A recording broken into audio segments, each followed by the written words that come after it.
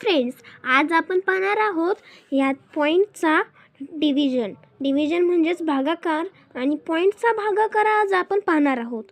तर मग पाहू आजचा भागाकार. मी हे लिहून घेतला आहे. याचा भागाकार आज आपण पॉईंटमध्ये करणार आहात. तर मग 10च्या पाड्यामध्ये 3 आहेत का हे आपल्याला बघायचं आहे. मी इथे 10चा पाडा लिहून घेतला आहे. तर मग 10च्या पाड्यामध्ये 3 तर नाहीच, पण मग आपण 32 बघायचे.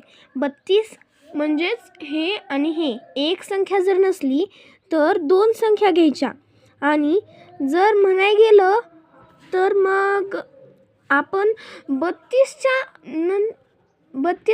पेक्षा छोटी संख्या कोणती आहे ती बघावं लागेल आपल्याला. तर मग ह्या पाड्यामध्ये आपण 32 पेक्षा छोटी संख्या बघायची. 40 नाहीत, 20 पण नाहीत, मग 30 येणार, कारण 31 32. तर मग आपल्याला 30 म्हणजेच 30 आपल्याला इथे लिहून घ्यायचे आहेत. मग आपण मायनस करायचं.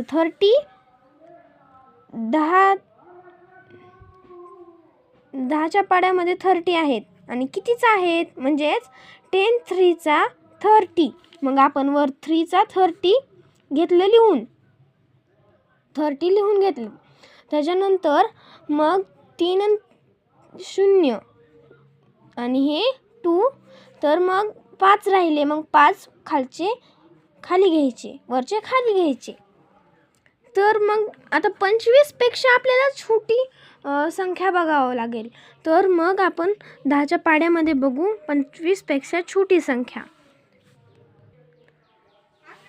हे बघा, पण 10 तर नाहीत, कारण 10 सगळ्यात छोटे आहेत.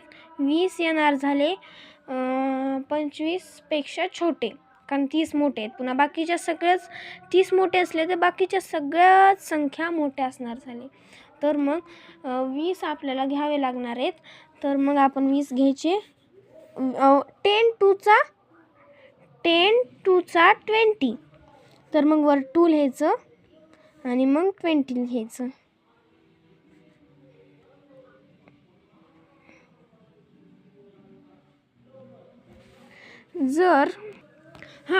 तर मग पहा, आपण इथपर्यंत घेतलात तर मग 5 मधून तर 0 जात नाही, तर मग 5 जशाच तसे येणार. आपण कधी पण इथं मायनसच करायला पाहिजे, म्हणजे सबट्रॅक्शन केली पाहिजे. 2 मधून 2 काढायची, तर मग 0. तर मग आता 5च राहिले. तर मग ह्या 5ला भाग जातो का कशाने? नाही. तर मग इथे पॉईंट घ्यायचा, ह्याच्यानंतर वर पॉईंट घ्यायचा. वर पॉईंट घेतला तर मग इथे 0 येणार. आले 0. तर मग 10च्या पाड्यामध्ये 50 आहेत का बघायचं. 50 आहेत. तर मग 10 5 50. तर मग वर 5 लिहायचे आणि मग 50 घ्यायचे आणि मग मायनस करायचं 0 0. जर